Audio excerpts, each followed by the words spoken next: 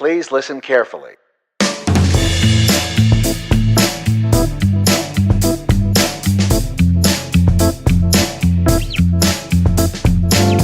Hello and welcome to the Film Revered Podcast, episode number 13, this week brought to you by Audible. I'm your host, Zach Hamilton. Our guest for today's episode is one of the VFX supervisors for Black Panther, Todd Perry. But first, let's get into some industry news. Disney Marvel's Black Panther has grossed a stunning $501.1 million in North America in only 17 days and is now the second highest grossing Marvel movie of all time at the domestic box office. MoviePass CEO Mitch Lowe has projected that the company will double its current 2 million subscriber base before 2019. At a keynote Q&A at Winston Baker's Entertainment Finance Forum in Los Angeles, Lowe said, "We'll be over 5 million paid subscribers by the end of the year and buying roughly 20% of all movie tickets within the US." Mark Wahlberg's sci-fi action movie The $6 Billion Man has been given an early summer release date of May 31st, 2019. The film is based on the sci-fi television series The $6 Million Man, about a former astronaut, Colonel Steve Austin. Austin's character had superhuman strength due to bionic implants and was employed as a secret agent. Big news for fans of the upcoming remake of The Crow, featuring Jason Momoa in the title role. The film has been given an official release date of October 11, 2019. The film reboot will be setting out to be a more faithful adaptation of James O'Barr's original 1989 comic book of the same name. Jordan Peele's horror comedy Get Out won Best Picture and Best Director at the Film Independent Spirit Awards. In an excerpt from Peele's speech, he said, "It's clear we are in the beginning of a renaissance right now, where stories from the outsider, stories from the people in this room, the same stories that independent filmmakers have been telling for years, are being honored and recognized and celebrated." In other award news, the Emoji Movie was the big winner at the 38th Annual Golden Raspberry Awards, taking Worst Picture of 2017. Lastly, the 90th Academy Awards took place this past Sunday, and here were some of the big winners. Best Animated Short Film went to Glenn Keane and Kobe Bryant's Dear Basketball. Best Animated Feature Film went to Coco. Best Visual Effects went to John Nelson, Gerd Nefzer, Paul Lambert, and Richard R. Hoover for Blade Runner 2049. Film Editing went to Lee Smith for Dunkirk. Best Original Screenplay went to Jordan Peele for Get Out. Best Cinematography was awarded to Roger A. Deakins for Blade Runner 2049. Best Director went to Guillermo del Toro for Shape of Water. Actor in a Leading Role went to Gary Oldman for Darkest Hour. Best Actress in a Leading Role went to Frances McDormand for 3 Billboards Outside Ebbing, Missouri.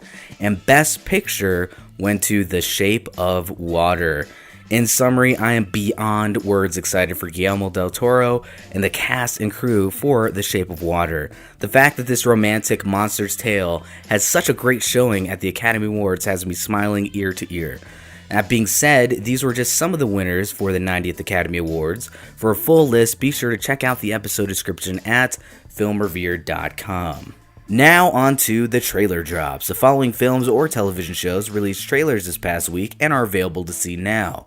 Michael Shannon and Michael B. Jordan's new HBO film Fahrenheit 451, Diane Keaton and Jane Fonda's comedy movie Book Club, Wreck-It Ralph 2, Silicon Valley Season 5's official trailer, and rounding out the list, Krypton's official trailer 2. As always, links to all trailers mentioned can be found in the episode description at filmrevered.com. Coming up next, I have an interview with Todd Perry. Todd is an 18-year veteran in the film industry, specializing in visual effects. He was one of the CG supervisors for Avengers Age of Ultron and Doctor Strange, and more recently, Todd was one of the VFX supervisors for Black Panther. So please stay tuned as we will now be taking a quick commercial break.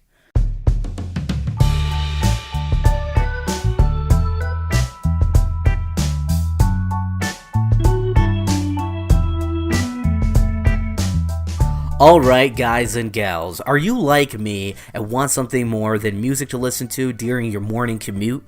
Maybe you want to start reading more, but don't have the time to sit down and open a book. Well, for people on the go, there's Audible.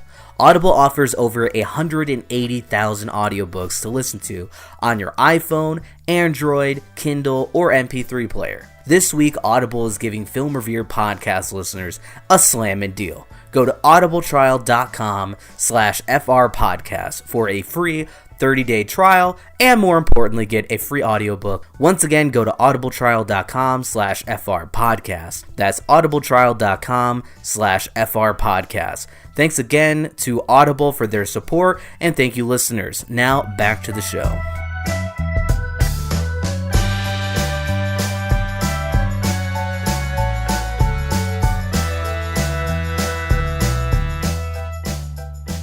Well, welcome to the Film Reviewer Podcast, Todd. Thank you so much. Thanks for having me. Yeah, definitely. I'd love to start our talk with you telling the listeners a bit about your background in the film industry. Technically, I started in the 90s, but I was making films and animation and storyboards and concept drawings and stuff ever since I was a kid, because I was inspired. I'm old enough to be inspired by Star Wars when it first came out. Yeah. So in 77, that really was the crux of everything that I did after that. I didn't know what I was going to do, but I was going to be part of this thing. And so I went through different phases as I was growing up. So either drawing or, and I loved animation anyway, but drawing, animation, model making, photography, just prosthetic makeup. I went through a little phase of, we're going to make monster movies.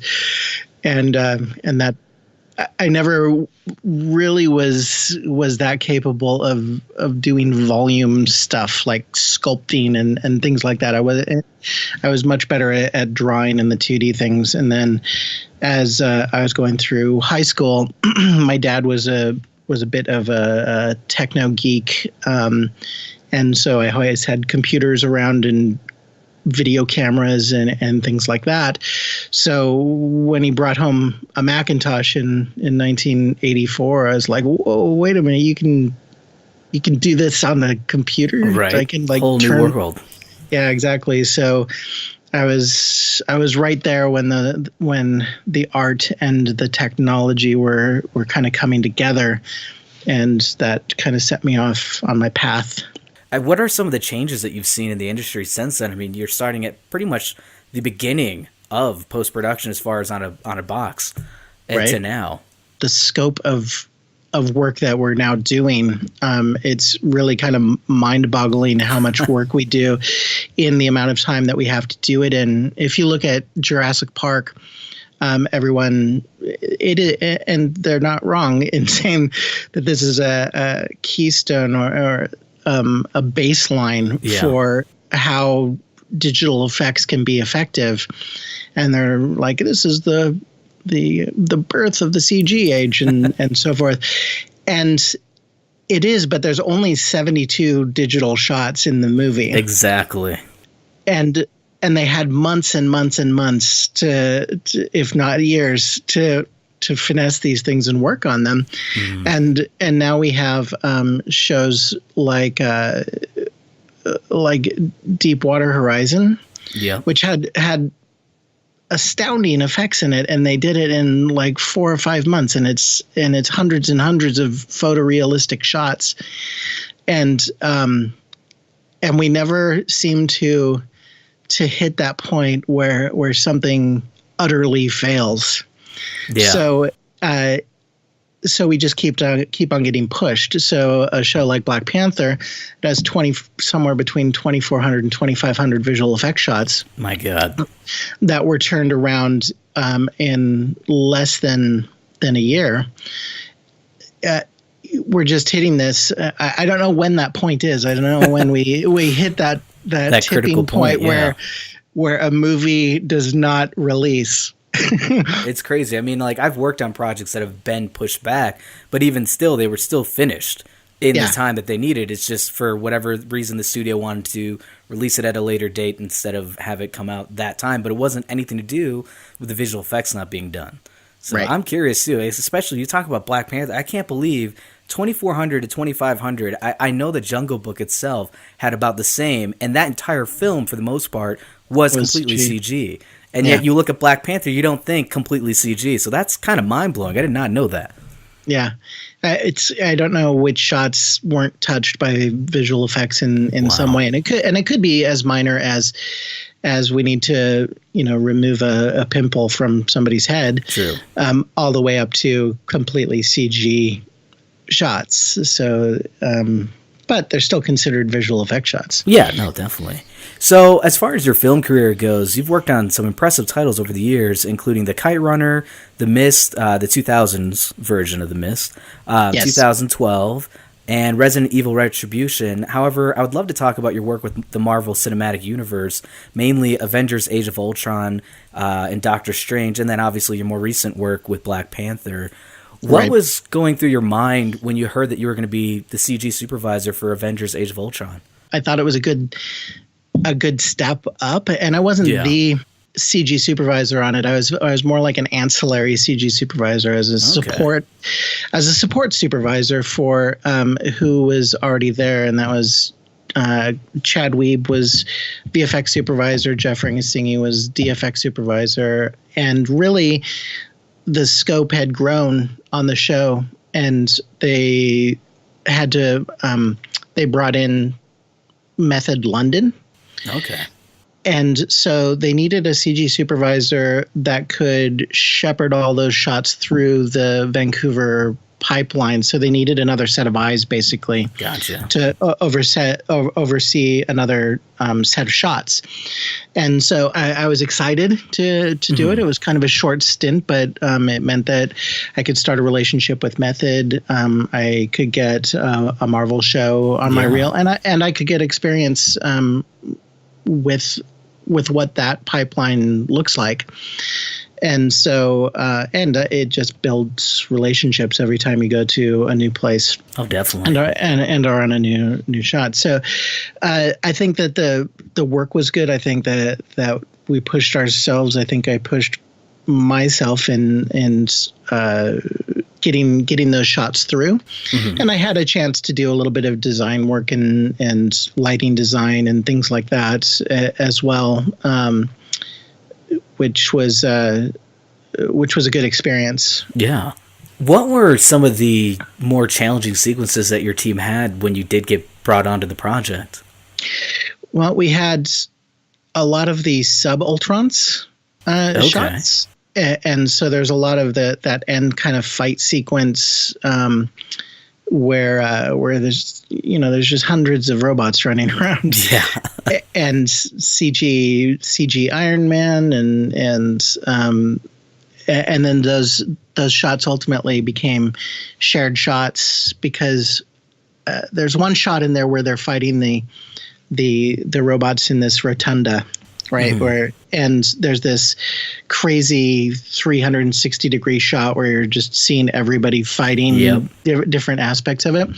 But you have us, which are doing the robots, and then you have plate work and so forth. So you have Black Widow and Captain America. Yeah. Then we had an Iron Man that was flying through, but then you also had Vision and Hulk, and Vision and Hulk are ILM characters. My gosh. Yeah. And so it's kind of like, oh well, who's actually delivering this shot? So there's a logistical challenges there with shared shots, which we also ran into on Black Panther, where you have elements coming from different facilities and trying to maintain the communication between the facilities and maintain those assets. Because the cameras have to work together, your world space has to work together. Method is in Canada, so it's the metric system. ILM is in. Oh my gosh, yeah, that's true too. That's not something you think about. Nope. And so shots like that were a challenge. I know that the design of Wanda's Scarlet Witch's what's called the Wiggly Woo, her magic, that is something that is a creative challenge because you get directives from Marvel, and this always happens.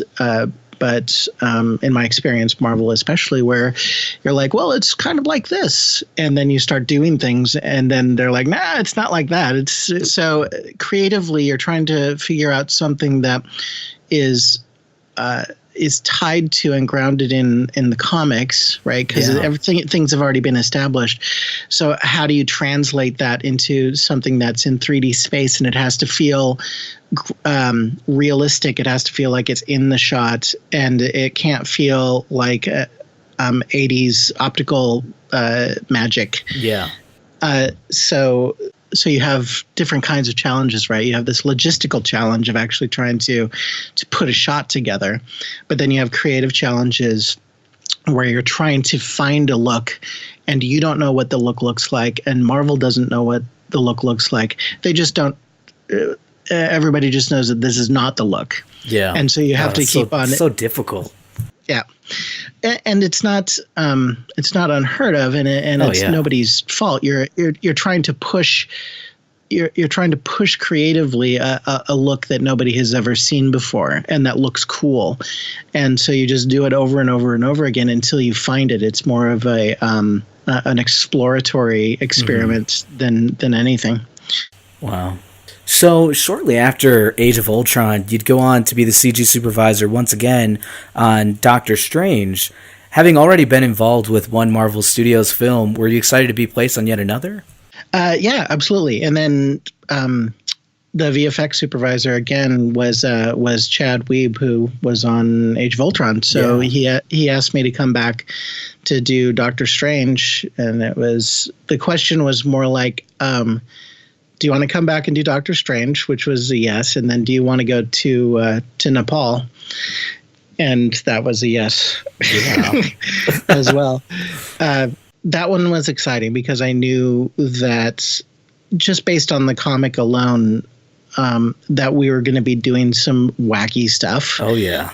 And that was going to push us creatively and technologically, and it was more of a journey. We weren't doing things that we had done before, so it was going to be extremely challenging, again, to figure out what this stuff is going to look like and how it's going to behave, and so that was very exciting, and it was also very exciting to be the CG supervisor, at least for Method on that show. Yeah, no, it's definitely different. It's a lot longer of a time that you're on the project this time too. And again, Doctor Strange, in my opinion, was, obviously the stuff we talked about with Age of Ultron being, incredibly complex with some of the shots that you had. To me, Doctor Strange was also, I think, more complicated in the sense of what you had touched on, that you really were kind of just breaking new ground here. There was a lot of stuff that hadn't been done. And again, I feel like that's a trend with a lot of these films where how can we create something that hasn't been seen before? And how do we one-up ourselves yet again? And these are coming out yearly. So I guess my question would be, what are some of the challenges or hurdles your team face in completing shots for Doctor Strange? One of them was the design of the Eldritch magic. So the shields and the magic that the Ancient One was conjuring and so forth. This kind of almost burning reality. These almost like weld marks in reality that formed these patterns. And again, we couldn't have it be magical pixie dust type of stuff. It had to have some kind of physicality to it. And so our effects lead, Ryan Coster, he was really crucial in designing those elements, along with our conceptual team in the digital map painting department. They kind of worked together in designing, okay, this is kind of what it'll look like. And then Ryan was, okay, this is how we're going to execute this in a way that we can replicate it in every shot. So all of the renders, all of the AOVs within the renders, the idea was to remain consistent so that when it got to the compositing side, you could create a recipe for that. Yeah. And that could be repurposed throughout our sequences in the film. And fortunately for us, that design was the one that Marvel liked the most, and so we kind of bundled that up and packaged it and sent it to the other facilities so that there would be a match. There would be this is the language that we're speaking. We also did the car crash, which had its own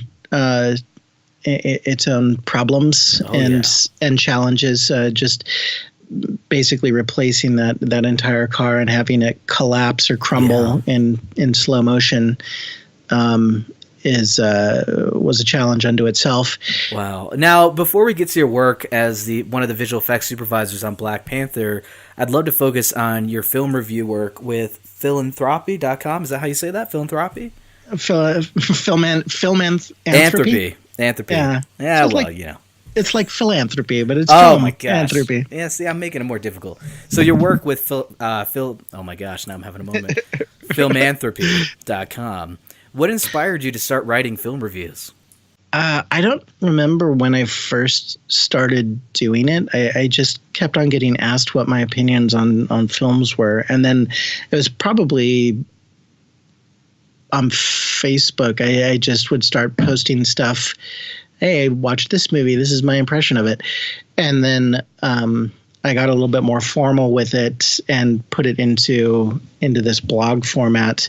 And I haven't really had time to keep it up. It's a lot of work to put all of that up. But most of my reviews now I just put up in Facebook. Mm-hmm. And at some point when I have time, I can take all of those and migrate it over to Philanthropy. But I love dissecting story stuff and how people put films together. And I love figuring out why things work and why things don't work.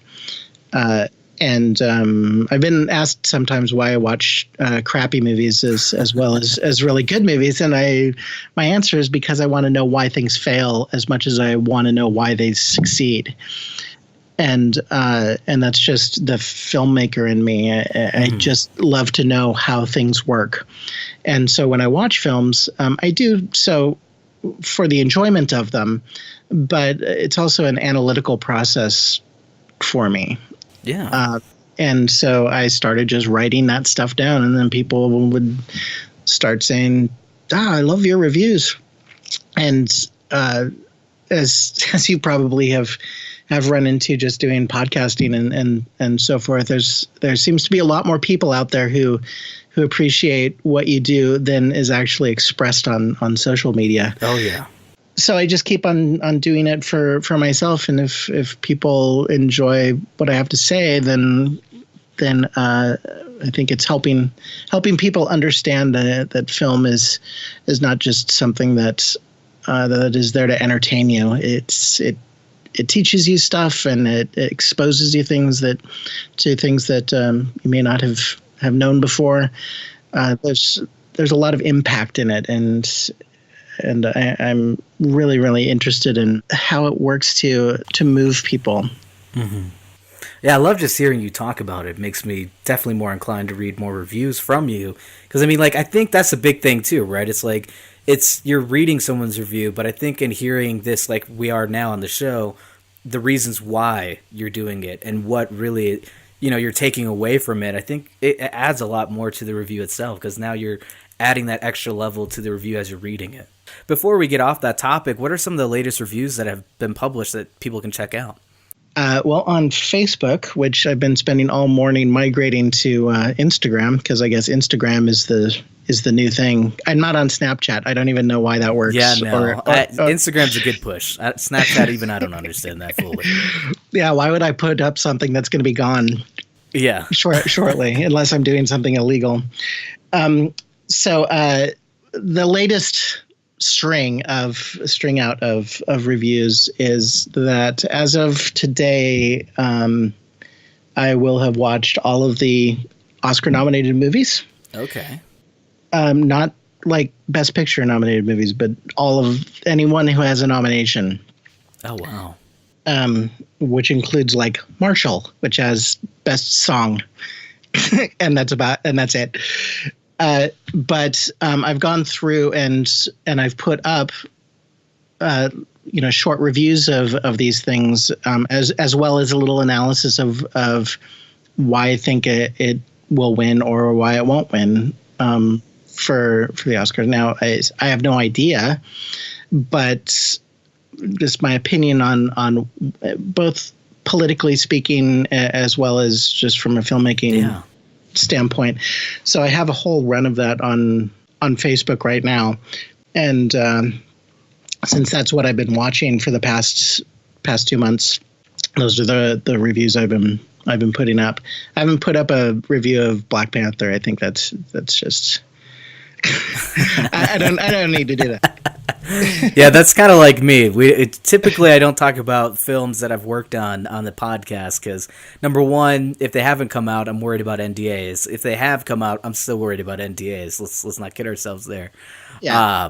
But yeah, and then obviously there's that bias. It's like, how can you not really be too biased and separate yourself when you've worked on it? But getting back to some of your work here, I'd love to start talking about Black Panther. Sure. Getting towards the end of the show here, I'd love to know, how did you come to be one of the VFX supervisors for the film? That was it's Machiavellian is too negative of a term for it, but it was intentional. There was an intent behind it. Okay. And it was mainly, for one, I had worked with Jeff Bauman on Doctor Strange. He was the second unit visual effects supervisor. And I caught wind when we were on set for Strange that he had been promoted to work on Black Panther. Yeah. And so already I like Jeff. I think we work well together. I think we have same film sensibilities and aesthetic sensibilities. So it was a good fit. And then for him to be working on Black Panther, myself as well, I think, as the rest of the universe, felt that Black Panther was probably the best part of Captain America Civil War. Mm-hmm. And there was just, everybody just lost their minds when Black Panther showed up. Yeah. And so it's like, okay, well, this is going to be a thing. And so I kind of want to jump on board with this. And so after Strange wrapped up, and I was asked if I wanted to jump onto any other shows, it was, no, I don't want that show. I don't want that show. But what I do want is I want to be a visual effects supervisor on Black Panther. and they said, but we haven't been awarded Black Panther yet. And I said, yeah, I know, but we will. Oh my gosh. Love it. Love it. And so and that was just based off of the fact that we had delivered Doctor Strange in such a strong form. Oh, yeah. That it was just going to come back to, we're just going to get more Marvel stuff as long as we keep delivering this way. So when it did come around and they said, oh, how would you like to supervise on Black Panther? It's like, oh, you mean the one that I asked you? I mean, I'm not telling you I told you so, but right. I did tell you so, and yes, I will take the job. And so, but the scope of it was so large, and also I was getting promoted from a CG supervisor to a VFX supervisor, that I was then paired with another visual effects supervisor, Andy Brown, who's a veteran from Animal Logic, and so we worked on the show together in different capacities. I mean, we had the show separated into two teams essentially anyway. Yeah. Or at least that was the plan. And so we could focus on different areas and different aspects of it. Andy comes from an art direction background, so his eye was really on composition and color and design. And because I was coming from a CG background, my side was more logistical and getting things done and getting things through the pipeline and troubleshooting. And so his was more, okay, what are we going to do? And mine was more, how are we going to do it? And so we could balance those two out. And I think our skill sets complemented each other quite well.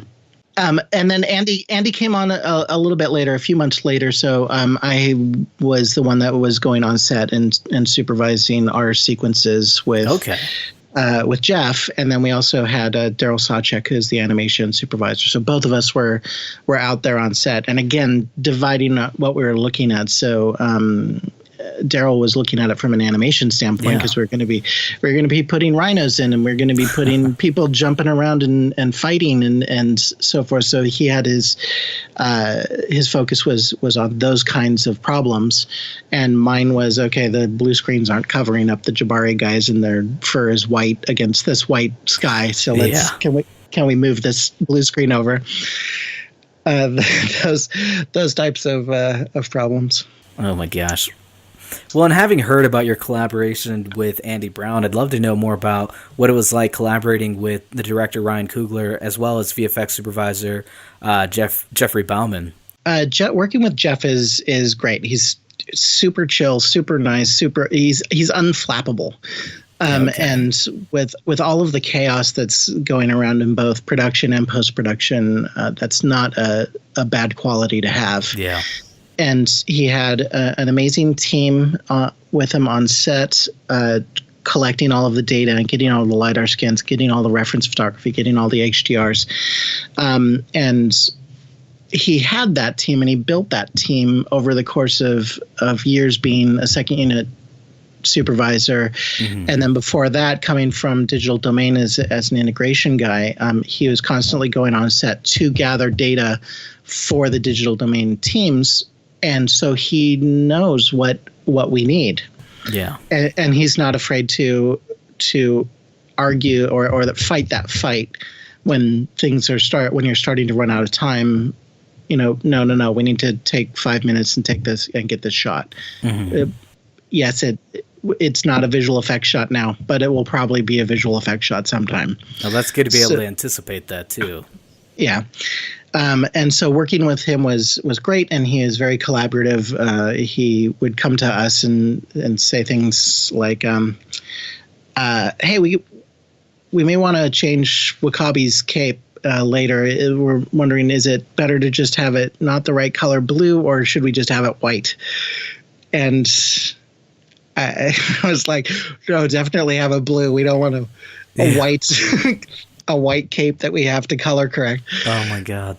So we were heading things off at the pass like that, and because we had multiple eyes on particular problems, it wasn't all on Jeff. He was very willing to defer, or at least ask us our opinion on what is best for us to when we start getting this stuff on our end.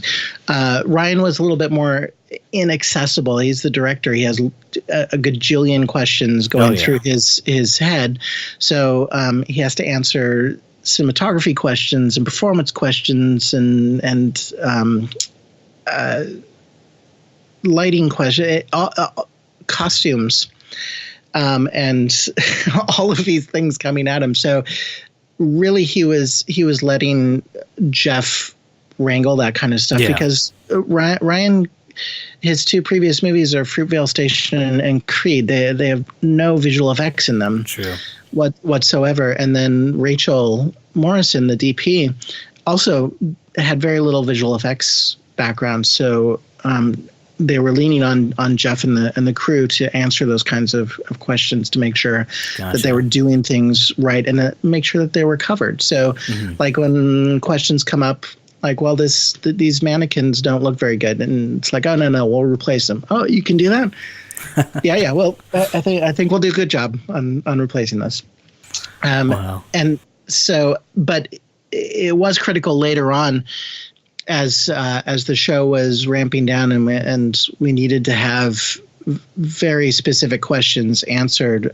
Ryan would get on the phone with us in CineSyncs, and so he'd be in a call with Jeff and Victoria and Ryan and Nate Moore is one of the execs on there, and it would usually be about a very, very important point, like the shot where Black Panther and Killmonger, Black Panther has tackled Killmonger and they're falling down the mine, and there's this really long drop where they're just trading punches and so forth. And the animators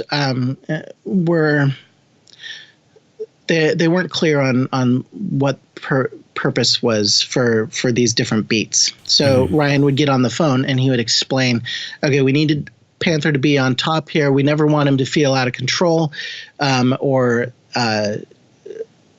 being pushed around. Both of them are. It's a one-on-one type of thing, and so we can't.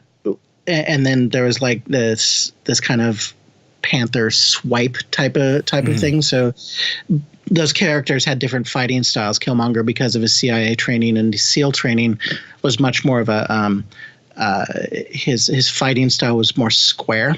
Yeah. And then Panther's was more elegant. It was more of a Tai Chi or a Kung Fu rather than a Taekwondo type of thing. And we had to keep track of those types of fighting styles. Yeah. And so, but there was a moment where Black Panther takes a swipe at Killmonger with a claw hand, but in the way that it was reading, it was feeling more like it was slapping him. Okay. And so we had to have this. We can't have that. That's too delicate. It needs to be, a full fist type of punch, because we can't have them slapping each other. Yeah, no, especially at this point in the film, you want it to resonate and have that impact, and slapping, though, it just doesn't seem to have, it won't resonate as well. I can definitely see what you're saying.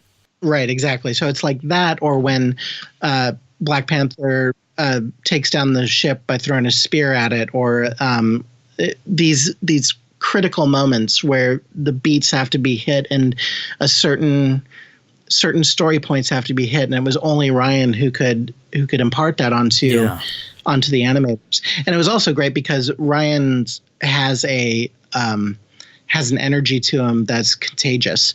So when he gets on the phone, you can hear his passion, and it kind of ignites it in you, and you're like, yeah, I'm totally on board with this. We have 4 hours to do this, but we're going to do it. We're going to turn this around. Oh my gosh. So I guess, one of the questions I have for you would be, what was probably one of the most complicated sequences that Method Studios had to do? From a logistical standpoint, again, you have this creative and logistical thing going on. Logistically, since we did most of the third act battle stuff, there was a lot of stuff going on in there, and there was hundreds of shots of hundreds of people, of which 30 of them were real. So we had crowds, and we had mid-ground animation going on. We had rhinos running through this scene. We had dust. We had ground interaction. The entire scene in the back was replaced. So we built something like 3,600 square miles of Wakanda. Oh my gosh! To look out off into the distance. So, and all of those had to not only come together on a per shot basis, but they had to come together in a sequence basis. And managing that was a challenge, because on set we were shooting on location, so we were outside, and the lighting conditions were changing every 15 minutes. So you had clouds, and you had no clouds, and you had bright sun, and you had fog, and then it was raining, and then it was, and we had to figure out how to make it all feel coherent, right? Yeah. So it didn't bump, and so the audience always kind of knew where they were. So that was definitely complicated to wrangle. And then from an effects standpoint, we had the two close-ups of the suit forming on the mannequins. And so there was a lot of creative and technical challenges for the suit formation stuff. We also did when Killmonger changed and when Black Panther changes in the CIA black site. Yeah. And then we had to pass those over to Illuma because they had the Busan change. And all of those were difficult because you have multiple things going on at once. You have the suit forming from the necklace, right? Which is the story point that you want to tell. But then the clothes are burning off at the same time that the suit is forming. And you don't want to show skin. Yeah.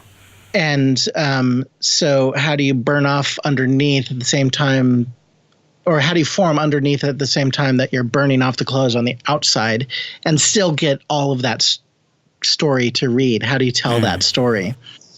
And it took a while to really hone that in from a timing standpoint, as well as a creative standpoint from compositing and so forth. So we had like lines from the suit would create subdermal patterns inside the skin, so it would show where the suit was going to be forming to, and then the burn marks on the clothes would be based off of the patterns on the suit. So you kind of got these etchings, and on the clothes outside, and that would be where the clothes cut, and then the clothes would fall off around him. So that would become then a cloth sim as it falls off. All while this suit is forming, and all these little tiny triangles and stuff are following the design lines, and it was quite complex. We touched on this earlier when you touched on how the audience reacted to Black Panther and Captain America: Civil War. Yeah, I mean, what's your reaction now, having the film released and break records? I mean, did you you had to probably think that it was going to be big, but did you think it was going to be on this scale as far as popularity? No. And it's so humbling to see how this resonates with people. I knew that it would have an impact because I had read the screenplay. I was watching it get shot. I knew what kind of themes were going to be throughout the story, because you not only have African and American stories going on, but you have all of these incredibly strong women characters in the show, and so there's really everything to for people to look up to, right, and inspire people. And so I knew that those were going to be part of it. And then after the first trailer came out, and then everybody just lost their shit, you started to realize that this was going to be much bigger. Oh, yeah. And then it kept on growing, and it kept on growing. And then after the first weekend, the world was just bananas. Yeah.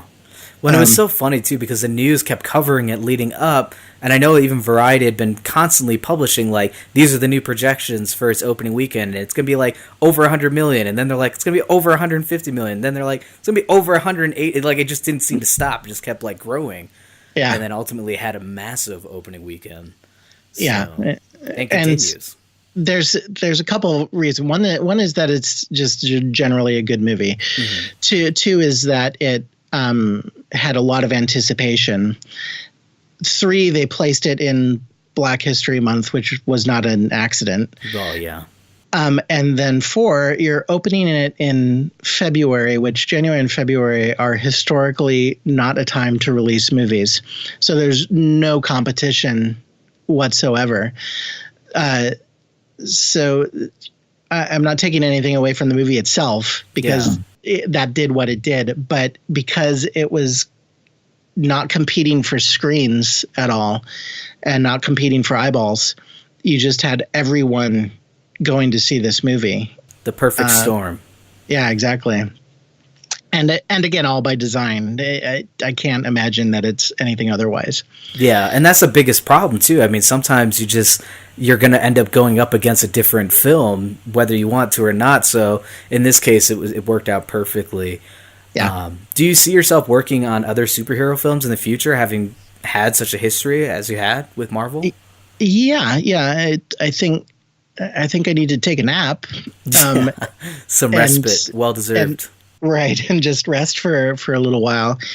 And when I do that, I come home. I live in Seattle, so I just come home and I work on my own stuff. And there's a number of places here in Seattle, commercial houses and design houses that like to hire me as an artist and occasionally as a supervisor. But that keeps me busy and afloat, and it allows me some downtime in between these mammoth shows. But yeah, I think that method was fairly happy with the results, so they probably will have me back when I'm ready to come back. Oh yeah. But I also have other plans too. I want to be on set supervising, and I want to be directing and that type of thing. So I have another path that ultimately all of this is leading up to. Definitely. But I'm looking forward to the next phase of Marvel stuff to see what they're going to come up with next. Captain Marvel is coming up, but that was a little too soon for me to jump on board. So we'll see what comes up in the fall. Very cool. Well, I'm excited to see what work comes out of you, and also your directing as well. Like, going away from visual effects and getting more into directing. I think, given your background with visual effects, and then you couple that with your appreciation and know-how of filmmaking process, especially with what we touched on with filmanthropy.com, I do think you probably would be a great director, realistically. We'll see. Yeah, time will tell. Right? Exactly. I could make just a piece of crap. I could take all of the tropes and all of the cliches and jam it into one movie, and people will just go, ugh, what is this? Or they may love it. But hopefully that's not the case. Yeah. Or they may love it. Yes. Well, thank you so much for joining me on the podcast, Todd. Yeah, no problem. Thank you again for having me, and hit me up on the next round. Well, that's the end of episode 13 of the Film Revere podcast. Be sure to show your support for the FR podcast by leaving a review on iTunes, Google Play Music, or wherever you happen to listen to the show. Another great way to show your support is by getting a free audiobook and 30-day trial from Audible by going to audibletrial.com/FR podcast. Thanks again from all of us here at Film Revered. Have a great week.